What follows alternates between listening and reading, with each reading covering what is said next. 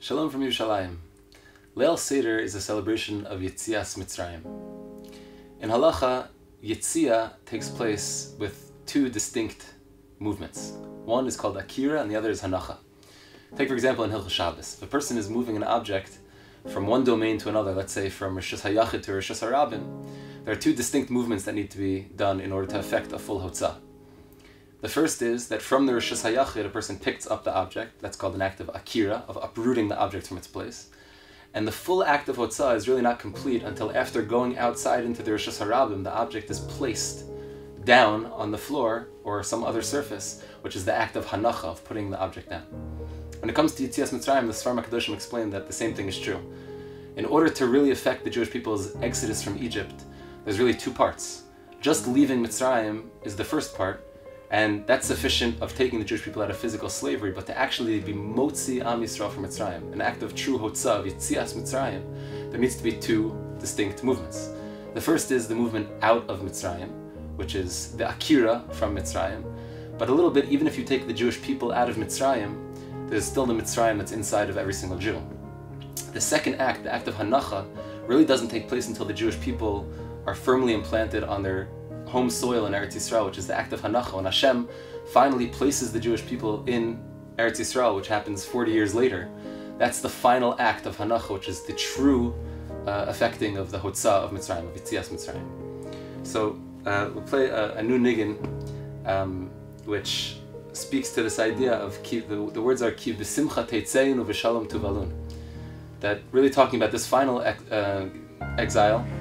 The movement from exile back to Eretz Yisrael takes place when we're Ki b'simcha teitzeinu. It's true that to a certain extent we leave exile with simcha, but until shalom tuvalun, until we come back to Eretz Yisrael, there's really only so much that we can have of the shleimus, of the shalom of Geula.